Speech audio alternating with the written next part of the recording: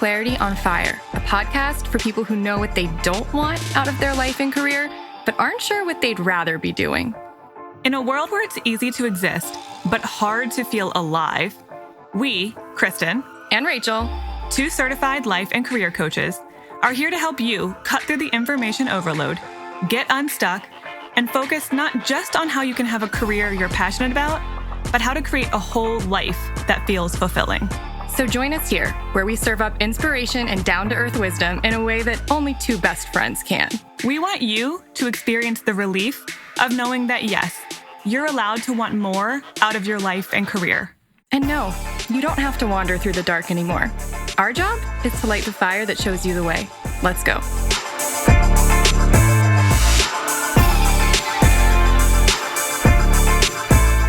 The other day, I had an interview. I interviewed someone for IPEC, the coach training school that Kristen and I went to.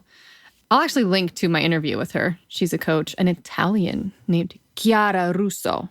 Oh, that's a great name. Yeah, she said it really well. I probably just butchered it, but she was very cool. The subject of which was uncertainty.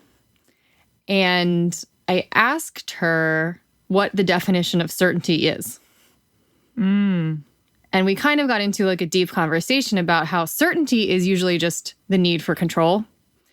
Understandably, like it's fear-based. It comes from a place of the more I feel like the more I know what's going to happen, the more I can relax. Yep. And I think that the past few months have put a lot of us in that boat of how could they not? I mean, that just that's what this year is doing to us collectively.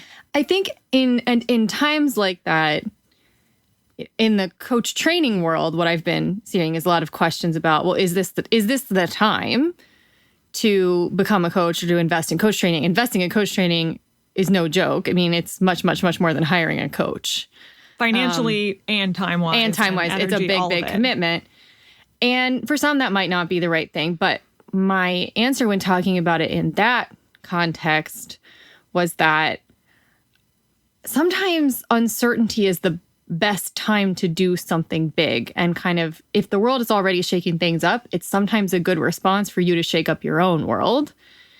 And that when uncertainty kind of abounds, it creates ultimately more opportunity at times. Like, you know? I actually think uncertainty can lead to a lot more clarity on the other side. In the long term, yeah. And maybe even sometimes while you're in it, if you are willing to use that time intentionally. Mm-hmm.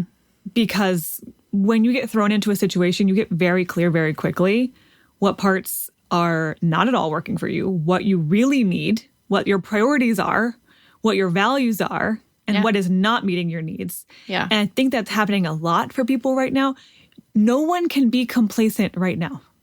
No. There's no such thing as just riding it out and not being affected by the world's changes right now. So if you are being thrown into a little bit of chaos, I do believe clarity will come from that. And I believe you can facilitate that process. And I think that's what we try to do in coaching. Yeah, I mean, I think what you're saying is that you don't have to be at the effect of uncertainty. You can actually use uncertainty to your advantage. You could actually make it something beneficial to you if you channel it in the right way. Yes. Yes, you're right. That's what coaching is meant to help people do is, okay, yes, you're experiencing this. Yes, you might feel like you're at the effect of this situation. You might feel like you have no idea what you want to do or where you want to go, or, you know, everything is a big question mark. And that can actually be the best time to dive in and answer some really deep questions about who am I, what do I want, where do I want to go next. It actually might be way more beneficial to do that than to kind of ride out the uncertainty and wait to see what happens next. Where you land. Which is very unintentional and reactive. Right. So obviously, I want to say, I recognize that this is not necessarily the time for certain people to be making any kind of big investments. If you genuinely do not know where your next paycheck is coming from and you have like no savings, don't do coaching. Don't do coaching. Don't do coach training. No, every once in a while, I have to very kindly tell someone it is not the right time for you to do coaching. I don't want... it seems like you're in survival mode. Yes. And I you can't be fully in survival mode and also do the work that's needed, on that inner level. That requires a whole different mentality. And it also requires patience. And when you're in survival mode, you often don't have any patience. You're desperate to get to the next thing. And that doesn't really jive well with like just the patience and the long-term vision it requires to do the real work. So exactly. And I don't want coaching to be something, the investment in coaching to be something that creates so much more stress in your life that now it's counterproductive, right? If you pay for coaching and then you don't know how to pay for rent next month, that's a whole, don't throw yourself into extra challenge. So I very, very much understand and recognize, and I'm talking to people right now who are in a really, really challenging situation. Mm-hmm. And I also know that there are some people who could invest in this, and there's still a lot of uncertainty because how could there not be right now? And they're just wondering, should I invest in something like this? Is this really going to pay off in the long run? Yeah, and is this the right time? And that's why we want to say, if you can do this in a way that is financially viable to your life at this moment, this is actually, in some ways, could be the best time. I've had some really, really powerful conversations with people right now because stuff has come into the surface and they want to look at it. They need to look at it and clarify it. By this, we mean coaching enrollment. Today is the last official day that we are accepting sign-up forms to talk to us about the prospect of one-on-one coaching. We do this a few times a year, so we'll probably do it again in October. But again, this year has been so crazy. I can't predict what's going to happen 4 months from now. I assume that's what I'm going to be doing. We're swimming in this uncertainty soup with you guys, so no promises, but that's our intention as of today. Yeah. So, yeah, we've been talking to people and hearing some themes, and it just wanted to put it out on the table. It's like, I can't tell you what to do, but I do know that if you're one of those people who's not actually in survival mode, you're just a little bit fearful. It's totally understandable that you might be hesitant about it. It doesn't mean that that doesn't mean that you can't talk to us about it. Kristen and I are not here to pressure anybody to do coaching. We know after doing this for so long that if we have to force you to do it, you're not going to be a good client. So I'm not trying to trick you into doing coaching. No, it's not good for you or us. But I do know that sometimes the best way to get where you want to go is it starts with a little bit of a slingshot, which can sometimes feel like getting pulled back, taking a risk, feeling like, oh my gosh, am I going to was this really a good idea? And then being catapulted forward. So know that that's a normal experience and it doesn't necessarily have to stop you from moving forward. Yes. So today's the last day to reach out and let us know you'd like to talk about coaching. If you are listening to this later, because I know I don't always listen to podcasts on the day they come out, then if you go to our one-on-one coaching page, you can sign up to be on the wait list, which just means we will let you know if and when we have an availability. It's just not quite as certain timing-wise. But for those of you who are listening day of, if you want to take advantage of this before the fall, when we're going to probably be back with this, just send us a form. You don't have to know 100% for sure. Just know I want to have a serious conversation. Yeah, I'm really seriously thinking about this and I want to just talk it out to see if I can make this work. So link to that is in the show notes, or you can go to clarityonfire.com. The Work With Us tab has the one-on-one coaching page. So you can click over, read that, sign up to chat with one of us about it.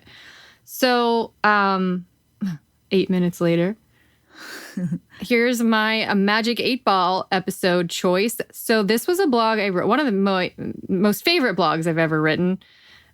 I originally wrote it at least 5 years ago, and then we put it on the podcast 2 years ago. So this is actually the third, I believe this is the third incarnation of this one. Is that a record? It might be some kind of a record. It's no surprise. This is it's just one of my favorites. This is such a good perspective shifting one. Yeah, I don't even know that we need to get into it because I just want you to hear it. Let the story tell itself. But it's a fun one, and we brought it back multiple times for a good reason. Okay, so enjoy, and we will be back at the end. The horse and buggy analogy. A while back, I was catching up with one of my very first clients turned friends. Random aside, this is one of the things I love about coaching. You get to connect with really cool people who often end up becoming lifelong friends. In our conversation, she mentioned that an off-the-cuff and definitely not super serious analogy I'd made had actually really helped her to see life differently. So much so that she still thinks about it to this day. This story involves references to horses and aliens, so don't say I didn't warn you. The backstory. Ray, my friend and former client, originally came to me for some relationship coaching. Even though you'd think that talking about relationships is completely different than coaching around your career or passion in life, it's really not. You take your beliefs, triggers, and deep fears with you everywhere you go and into anything that you do. What prevents someone from having a healthy relationship is often the exact thing that's getting in the way of having an awesome career. Anyway, Ray was struggling to let go of a romantic relationship that was no longer healthy for her. I'm sure you can relate in one way or another. You know intellectually that you'd be better off moving on from the relationship, the friendship, the job, whatever. But you still feel tied to it because it's all you know.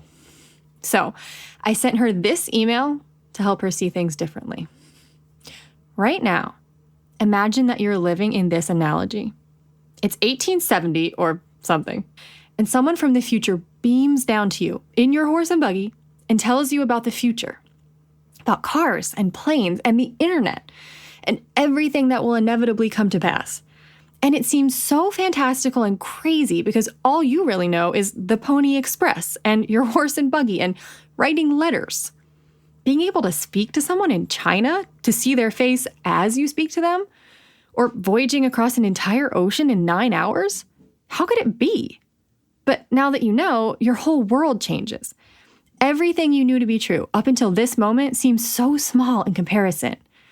A minute ago, your horse and buggy and your letters and your simple way of life was all there was. Now, your paradigm is but a fraction of all there really is. Can you imagine what it would be like to find out that something that took up so much of your belief turned out to be but a teeny tiny % of what's possible? It's like finding out the Earth, which you thought was all there was part of the universe. It's mind-blowing. It reminds me of that awesome quote from Men in Black. 1,500 years ago, everybody knew the Earth was the center of the universe. 500 years ago, everybody knew the Earth was flat. And 15 minutes ago, you knew that humans were alone on this planet. Imagine what you'll know tomorrow. Which brings me back to you. This relationship is your version of the horse and buggy, or the Earth is the center of the universe. Well, I'm from the future, and I'm here to tell you that technology is going to happen, that the Earth is a teeny tiny speck in a vast universe, and that what you know about how you feel about this guy will ultimately pale in comparison to how you feel about someone else. I didn't anticipate it, but the horse and buggy analogy quickly became a thing. To this day, Ray still refers to massive breakthroughs and shifts in perception as horse and buggy stuff. What's your version of the horse and buggy? Looking back to the past, it's easy to think of our predecessors as quaint and outdated for the way they lived, the things they believed, and everything they didn't yet know. But the truth is, we're not that different from those people. Humans haven't changed that much in our basic programming. We still tend to get indoctrinated with beliefs, and we tend to hold on to those beliefs unless directly asked to question them. In fact, every single one of us, regardless of when or where we were born, has some sort of worldview that's limiting us and that, if you were able to see in hindsight, you'd think was pretty outdated too. What is it that you think you quote-unquote know about life? Do you know that you'll never be able to find a job that you love? Do you know that you're probably just going to be alone forever? Do you know that money is difficult to come by? Do you know that people are generally awful and will always disappoint you? Do you know that cancer runs in your family, so you're bound to get it? Do you know that you've got to get a master's degree to have a decent career? Because if that's the kind of stuff that you're dead set on quote-unquote knowing, you'll probably keep right on knowing it. If nothing else, we humans tend to be pretty stubborn about being right in our beliefs, even despite evidence to the contrary. But what if you were willing to know someone else? Ray thought she knew that her ex-boyfriend was right for her. And a couple of short months after reading that email, she knew she'd been dead wrong about that. I'd seen people go from knowing every one of those items listed above to deeply knowing something better and truer. And the only thing it takes to expand your awareness from narrow, aka being in your horse and buggy, to unlimited, aka having your mind blown by what's really possible, is your willingness to question what you believe. Seriously, that's it. If you never question what you know to be true, you'll never discover everything that's possible. The people who stay stuck are always the ones who would rather clutch on to outdated, narrow-minded beliefs than risk letting go and exploring what else is possible. They'd rather be right than be happy. The ones who make strides in life are the ones who aren't afraid to question what they thought they knew. They weren't afraid to admit to their narrow-mindedness. They didn't care all that much about being part of the crowd. They'd rather be flexible about how they see the world and make progress than be inflexible and rigidly stuck in one place. If Ray had continued to, quote-unquote, know that her ex-boyfriend was all there was, she'd still be in a miserable relationship. If I had known that building a business is impossible, you wouldn't be reading this. And if Will Smith hadn't stopped knowing that aliens didn't exist, he never would have joined the Men in Black. And wouldn't that have been a travesty? So ask yourself, what if that wasn't true? What if this isn't all there is? What if what I think is possible pales in comparison to what's really possible? What then? When you're willing to believe something more than what you know right now, you open up the space for anything to happen. And how cool is that? So what do you think of the horse and buggy analogy? I'd love to hear in the comments. I did get a question from someone who's been considering coaching about what's the difference between what coaching can do for me versus just like the soul searching I've already been doing. I would say that there's something very, very structured and intentional about coaching. Mm-hmm. Your own soul searching can look messy and, kind of all over the place and not necessarily have a lot of intention or structure behind it. And coaching is meant to take sort of all of that, stuff you've been thinking about and sifting around and putting it through a very intentional, week by week. Here's what we want you, don't focus on anything else. We're going to focus on this first, and then we're going to move on to this, and then we're going to move on to that. And going through it in this way, in this pace at this time is going to help you get where you want to go a lot faster. Yeah, Rachel and I have developed a process that we have seen work for coaching isn't just 8 years now. You just show up and we just what do you want to talk about today? It's not like problem of the day coaching, which there's value in that or whatever. But most people who are coming to us have a very clear intention. They want change. They want to get clarity. They want some sort of direction, and they want to start taking action toward that. And so we have built a process that takes you literally from point A to point B, all the way through that process. So yeah, there's intentionality baked in, at least to the way we do coaching. Yeah, can't speak for anybody else, but that's how we do. Yes. So yeah, it's the difference between trying to take all of your random thoughts and make them make sense and put them in any sort of order, which is hard for someone to do on their own. But then there's something totally different that happens when you have another person in there because they're seeing patterns you're not seeing. Mm-hmm. And they're like, you're way ahead of yourself. We need to go way back to this point before we can talk about that thing. And it's just almost impossible to see all of that from your own point of view. You're just too in it. Yeah. So that's your final reminder. Kind of. That's your final reminder. I mentioned, Kristen won't remember this, but I mentioned Men in Black in this blog that they just listened to. One of my favorites growing up. So I know, right? So I feel like we can be the Tommy Lee Jones to your Will Smith. If you want us to be, yes, right? The one who kind of came and introduced them to this mind-blowing, totally changed his paradigm and guided him through the transition into a new life, then I'm happy to... Welcome to this brand new world. Yeah. It's happy to be your Agent K, right? I love that. So one final reminder, too, to anyone who's listening who had a single session with us in the last couple of months when we were doing that, just last reminder, if you sign up in this round of coaching, you get what you paid for that single session deducted. Like a little mini deposit on coaching. You end up getting that session for free. So just a little reminder on that front, if that helps things for you. And then that's it. That's your final reminder. So reach out today if you want to talk to us about coaching. Or add your name to the wait list if you're later than that. Yep. You can always do that. You can always add your name to the wait list anytime. And we will be back on Friday with a Dear Rachel. We have this is a very wide array. We have a question about friendship. We have a question about career. We have a question about relationship. Ooh, and it gets into some stuff. Yeah. We just all over the gamut this time. So come back on the 3rd for that. See you then.